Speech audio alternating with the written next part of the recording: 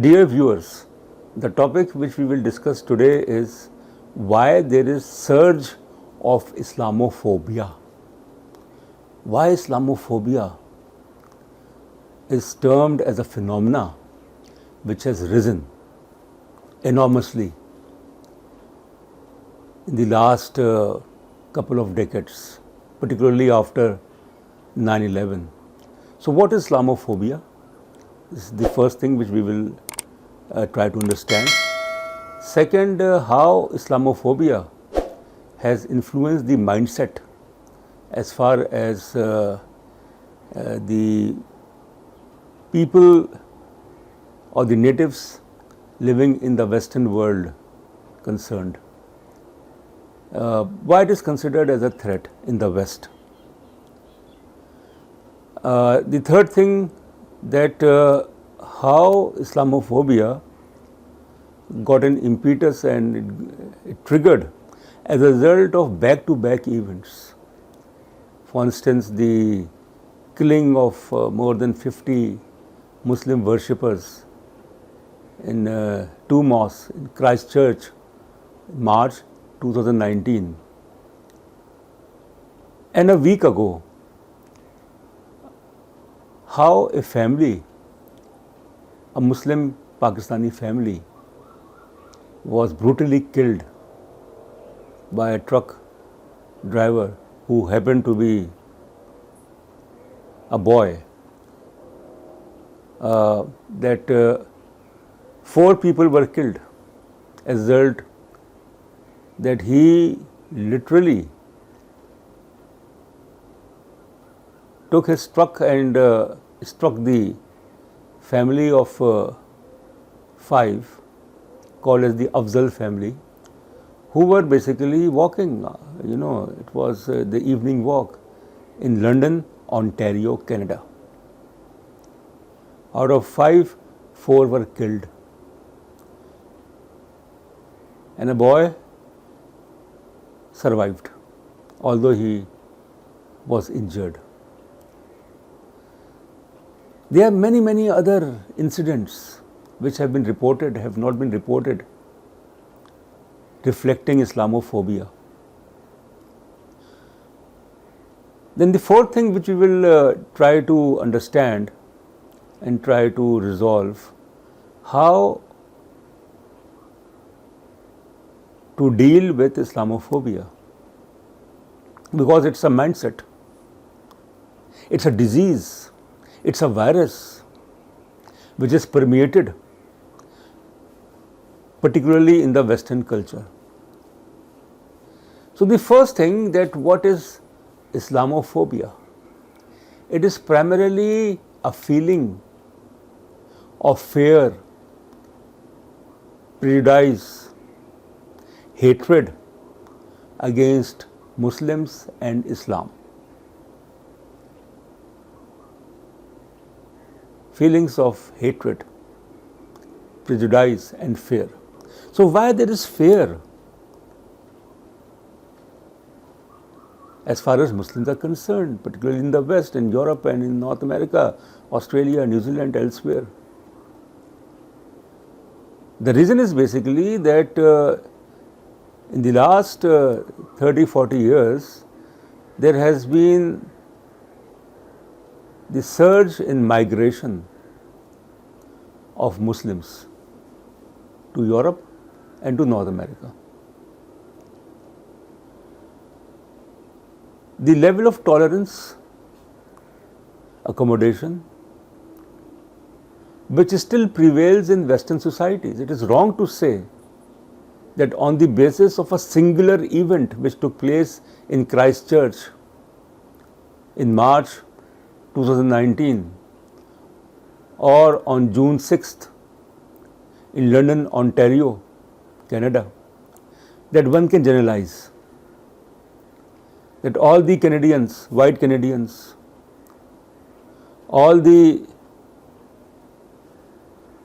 Westerners, white Westerners, Anglo-Saxon or the Christians,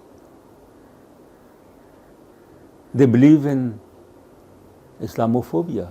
But they may be believing Islamophobia but they may not subscribe to this phenomena. So it's a phenomena which has permeated deep inside the Western society.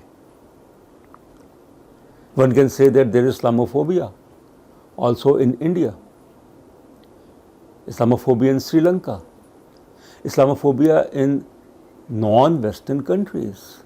So is Islam really a threat? Are Muslims really a threat? That those non-Muslims, those who are non-Muslims in their countries, they feel insecure, they feel threatened from Muslims. That Islam is the fastest growing religion. That Islam has an appeal and ideology which can threaten as far as Christianity is concerned, other religions are concerned. That is what was Clash of Civilizations by Samuel Huntington, a Harvard University professor. So Islamophobia is a reality, whether we like it or not. Likewise,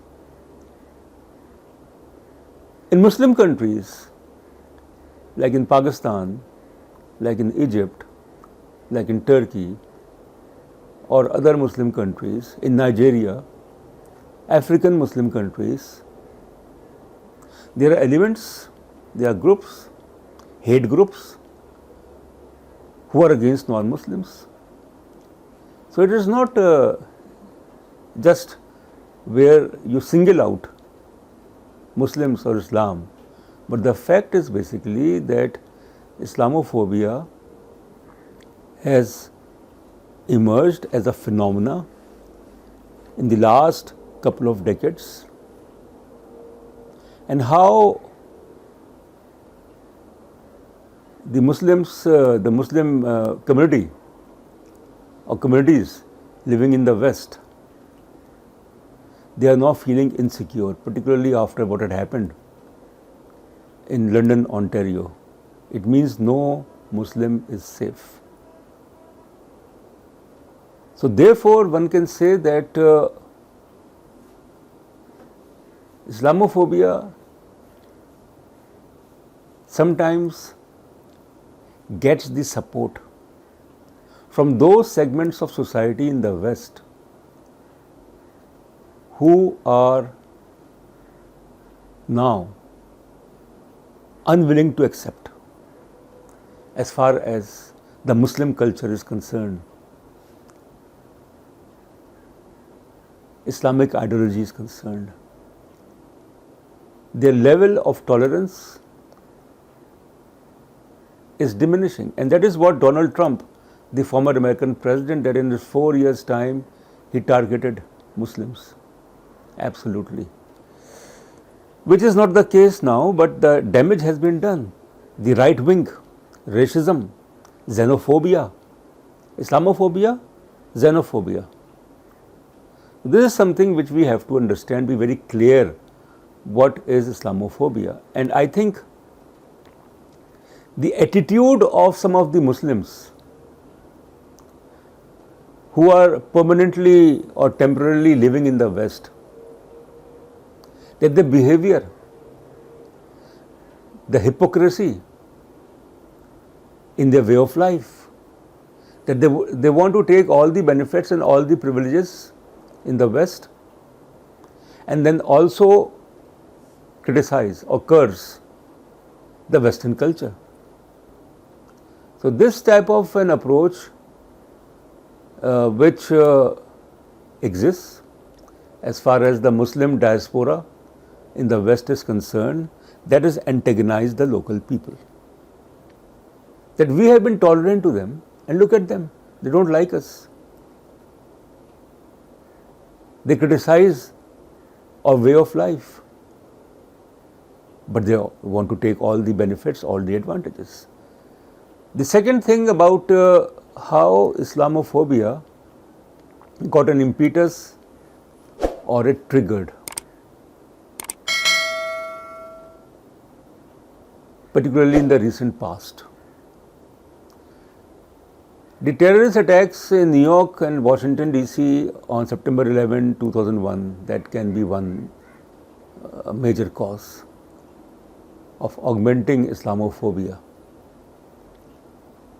The rise of jihadi culture as far as the Muslims concerned. So, the problem is basically that those who advocate a jihadi culture, those who are confident that their religion, meaning Muslims, their religion will diminish Christianity, the Western way of life, they are wrong. Because despite all the ills and imperfections of Western culture, some of their pluses or the plus points matter. Honesty, integrity, hard work, intelligence, work ethics, which we don't find to a large extent as far as Muslims are concerned. So the level of anger and antagonism, particularly we have to take both the points of view. That we give them asylum, we give them residential permits, we give them nationality. They take advantage of our laws, and then they use us, meaning they try to blame us and they try to convert us. The gap in knowledge between Muslims and the West, science and technology, research and development, that gap is widening with each passing day. The second thing is about how the Western leaders, you can call them, hypocrisy or whatever, or that it's just a method to express their guilt of what had happened in Christchurch in New Zealand in March 2019, when one Australian national he killed more than 50 Muslims in 2 mosques. And the reaction from the government of New Zealand, the people of New Zealand, was so condemnable. Absolutely. The Prime Minister of New Zealand expressed her solidarity with the Muslims. The Prime Minister of Canada, Justin Trudeau, he also went an extra mile to console Muslims, expressing regrets of what had happened. On June 6th in London, Ontario. The thing is basically that when Christians are killed in Pakistan, or when Hindus are forcibly converted or killed, or when Ahmadis are killed, although all the three are Pakistani nationals, how many Pakistani heads of state and government, they have expressed their regrets, apologies and guilt over such incidents. So it is not fair just to condemn as far as the West is concerned. So the thing is basically that more such events will take place reflecting Islamophobia. It is not only the cartoon controversy or the French president, that in Pakistan there were widespread violent demonstrations against France, blasphemy. But such demonstrations only hurt the people of Pakistan. Nothing happened as far as France concerned. They have not been affected by such demonstrations. So what I am trying to argue here is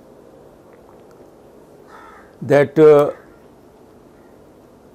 there has to be a process of understanding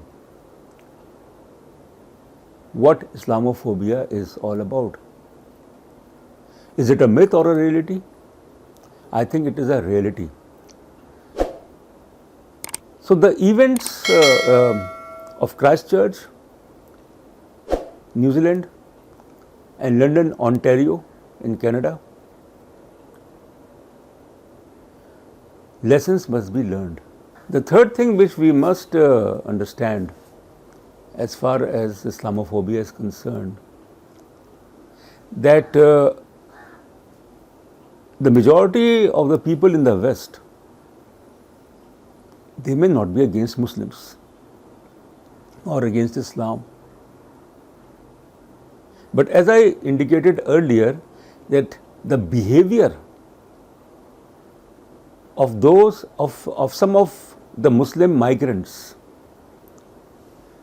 that they settle in the West, they try to impose their way of life, they ridicule the Western family system. They say that there is no family system in the West, and we will basically take over them. This is not possible. So, as a reaction to the behavior and the hypocrisy of some of the Muslims who are settled in the West,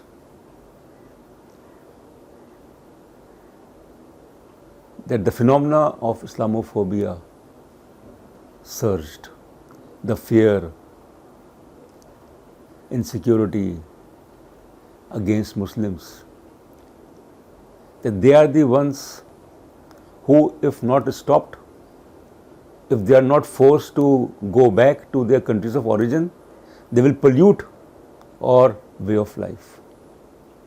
And that is the reason why in France, in Switzerland, in many European countries, impose a ban on headscarf, on the veil and the hijab and things like that.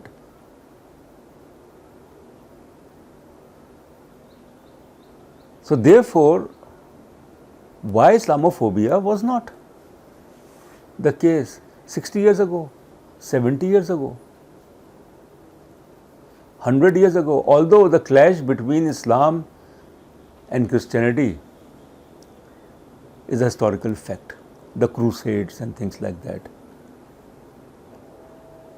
But all such things which can be attributed to Islamophobia got an impetus in the last 30-40 years with the migration, mass migration of Muslims to various Western countries. And look at how Germany dealt with the influx of 1 million migrants in 2015 and 16 from Syria, from Iraq, from Afghanistan, from elsewhere, most of them Muslims. They welcomed them.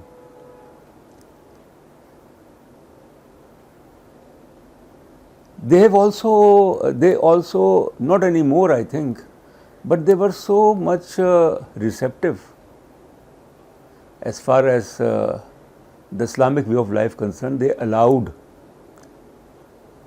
mosques and religious schools and madrasas. But from such mosques and madrasas, hatred was preached against the very people who had given them asylum.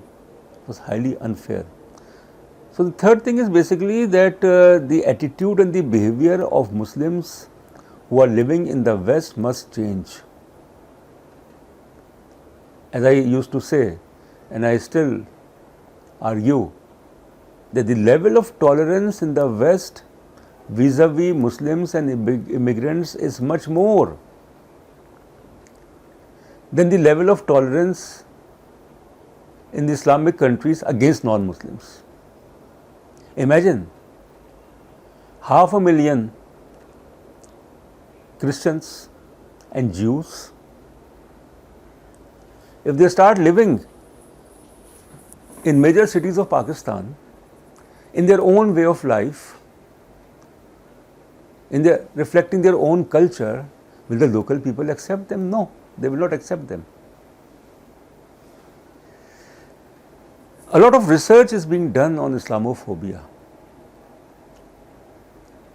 because there are two schools of thought primarily in the West. The first school of thought, which was basically led by the German Chancellor Angela Merkel, that you cannot exclude everyone. You cannot hate or condemn some of the communities if you don't like them. Multiculturalism, tolerance, democracy, these are the things which the first school of thought subscribes. The second school of thought, led by the right-wing, ultra-right-wing groups in the West, they argue that enough is enough. We cannot bear such Muslims anymore because they are a threat to our culture or way of life or religion. And we have to exclude them, we have to deport them. That is what they have been saying. And that has given rise to racism, xenophobia, hate crimes, because every person, regardless of educated or uneducated, has symptoms, has traits reflecting anger, antagonism, violence. Absolutely. It is only how they are able to control their anger, antagonism and violence. And they are losing patience. That the Muslims, particularly from the Middle East and from South Asia, West Asia, they are unable to adjust in the Western way of life.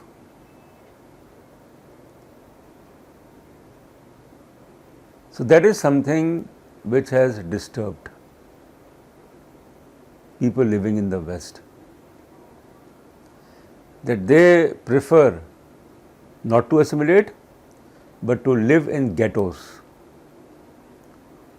And the ghettos or the ghettoization, it is also true that there has been discrimination against Muslims particularly. But that discrimination got deepened because of the attitude and behavior of some of the Muslims. If the ultra right-wing groups or hate groups in the West are trying to make the lives of Muslims miserable by launching attacks, by ridiculing them, by making all such acts through their acts which whereby Muslims can become insecure. So the onus is certainly, as far as Islamophobia is concerned, it lies with the perception and the Western leaders, particularly those who are at the head of affairs, that they should try to control all those elements who are trying to take law into their own hands. As in case of London, Ontario, he took the law into his own hands, or the Christchurch incident. There are many other, hate crimes. So the onus is certainly, as far as the Western world is concerned, that they should take Islamophobia seriously, as Justin Trudeau himself, when he made a speech condoling the sad incident, unfortunate incident in London, Ontario, and he accepted the reality of Islamophobia. But the onus is also as far as the Muslim community is concerned, and those who are living over there since decades, that why they have not been able to adjust themselves into that environment. So I was just referring to that the level of tolerance which is to be seen in some of the Western societies. That level of tolerance is not in Muslim societies. As such, if 500,000 Europeans and Westerners they start living side by side with Muslims, particularly in Pakistan or in Afghanistan or elsewhere, to what extent they will be acceptable? No. So to conclude Islamophobia, it's basically a phenomena. We have to live with that, and that phenomena will not go away. Legislation certainly is one answer. Zero tolerance for intolerance and for the those ultra right wing groups who attack Muslims and they try to make their lives insecure. But then it also depends on the Muslims themselves, that how far they are able to adopt a behavior which is not unacceptable as far as the local population, the West, concerned. So it's a very tragic, unfortunate situation that in the last 30-40 years, Islamophobia has made the lives of people miserable. And it is not only racism, it is xenophobic type of a mindset.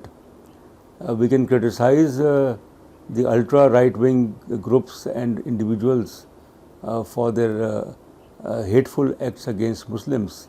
But then the question is that why there is no Christian phobia, why there is no Buddhist phobia or Jewish phobia or Hindu phobia or other phobias, why only Muslim phobia? And that has to do, as I said earlier, the change, the transformation which has taken place in Western societies with the influx of Muslims, the migration which took place, the asylum seekers. So the ball is basically in the court of both the Muslims and the Western people as such, because they are the ones who will have to face such ugly type of incidents in the days to come in the future. And as far as Pakistan is concerned, certainly it's the second largest Muslim country in terms of population, and the Pakistani diaspora, particularly in the West, is also vulnerable to as far as the hate crimes are concerned. So primarily it's a phenomena which will last for a long period of time, and one can expect further unfortunate or future unfortunate events, more and more attacks on the Muslims. So primarily that has to do with, as the American society is concerned, the gun culture, which is quite entrenched, that people are armed. And after the incident, incident in early January in the US, in Washington DC, the Capitol Hill, that how the ultra right wing or the supporters of Donald Trump, they attacked the Capitol Hill. And it is something in the US, of course, is a hot spot. Like France is a hot spot, Germany is a hot spot, Australia is a hot spot, New Zealand is a hot spot, and Canada a recent hot spot as far as Islamophobia is concerned. Thank you very much.